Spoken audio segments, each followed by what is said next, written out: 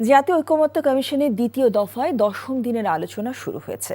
আজকে সংলাপে উপজেলা পর্যায়ে অধস্তন আদালত সম্প্রসারণ, জরুরি অবস্থা জারি ও সংসদে নারী আসন নিয়ে আলোচনা হবে। সকাল 11টায় রাজধানী ফরেন সার্ভিস একাডেমিতে এই সংলাপ শুরু হয়। দেশের নতুন রাজনৈতিক সমঝোতা ও সংস্কার কাঠামো গঠনের লক্ষ্য নিয়ে গত কয়েক মাস ধরেই চলছে জাতীয় ঐকমত্য কমিশনের বৈঠক। রাজনৈতিক দলগুলোর সাথে এই বৈঠকে অনেক বিষয়ে ঐকমত্য তৈরি হচ্ছে, আবার দ্বিমত স্পষ্ট হয়ে উঠছে। সংবিধান সংস্কার থেকে শুরু করে সাংবিধানিক নিয়োগ প্রক্রিয়া, দ্বিকক্ষ বিশিষ্ট সংসদ, প্রধানমন্ত্রীর মেয়াদকাল, এমনকি প্রেসিডেন্ট প্রধানমন্ত্রীর ক্ষমতার ভারসাম্য সবই এখন আলোচনার টেবিলে। আলোচনা শুরুতে রাখা বক্তব্যে কমিশনের সহ সভাপতি অধ্যাপক আলী রিয়াজ বলেন, কমিশন কোনো কিছু চাপিয়ে দিচ্ছে না এবং সব বিষয়ে ঐক্য হওয়ারও দরকার নেই।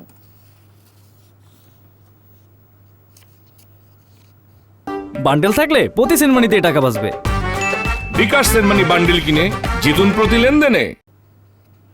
জাতীয় ঐকমত্য কমিশনের বৈঠকের আরও খবর জানতে আমরা সরাসরি যাচ্ছি রাজধানী ফরেন সার্ভিস একাডেমিতে। সেখানে আছেন আমাদের সহকর্মী শফি মাহমুদ সাগর। সাগর, আজকের বৈঠকে কি নিয়ে আলোচনা হচ্ছে এবং কি বলছেন অংশগ্রহণকারী রাজনৈতিক দল এবং জাতীয় ঐকমত্য কমিশন? জসিন্তা, জাতীয় ঐকমত্য কমিশনের সাথে সংস্কার বিষয়ে রাজনৈতিক দলগুলোর এই দ্বিতীয় দফার 10ম দিনের বৈঠক কিন্তু চলছে। আর সকাল 11:30 নাগাদ শুরু হয়েছে এই বৈঠক, যেখানে সব রাজনৈতিক দলের প্রতিনিধিরা অংশ নিয়েছেন। এবং আজকের দিনে মূলত 3টি বিষয়ের উপর আলোচনা হবে। সেটি হচ্ছে উপজেলা পর্যায়ে অধস্থন আদালতের সম্প্রসারণ, জরুরি অবস্থা ঘোষণা এবং সংসদে নারী প্রতিনিধিত্ব বিষয়, যেখানে ইতোমধ্যেই জরুরি অবস্থা ঘোষণা এবং সংসদে নারী প্রতিনিধিত্বের যে আলোচনা সেটি কিন্তু এর আগেও হয়েছে। তবে সেই বিষয়ে এখনো একমতে পৌঁছাতে পারেনি রাজনৈতিক দলগুলো, সেটি নিয়ে আজকে আবারও বৈঠকটি হবে। এবং আমরা যে জানতে পেরেছি সেটি হচ্ছে যে এই ক্ষেত্রে রাজনৈতিক দলগুলো একাধিক অপশন নিয়ে তারা কথা বলেছেন, যেটির হয়তোবা আজকের দিনে তারা আলোচনায় একমত হতে পারেন।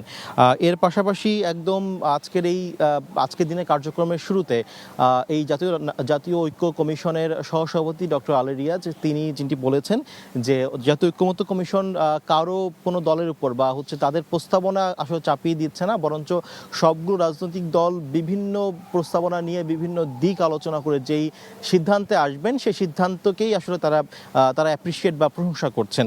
একই সাথে তারা এটিও বলেছেন যে আসলে দল কিংবা নিজেদের যে রাজনৈতিক দর্শন সেটি তো থাকবে, এর পাশাপাশি আপনার দেশ এবং দেশের মানুষের স্বার্থে যাতে করে যেটি ভালো হয় সেই দিকে সবাই একমত হন, সেই বিষয়ে তারা আসলে সবাইকে উৎসাহ দিচ্ছেন। তো এই ছিল জসিন্তা এখান থেকে আজকে সর্বশেষ খবর। দর্শক, জানছিলাম জাতীয় ঐকমত্য কমিশনের বৈঠকের খবর। বান্ডেল থাকলে প্রতি সেনমানিতে টাকা বাঁচবে। বিকাশ সেনমানি বান্ডেল কিনে জিতুন প্রতি লেনদেনে।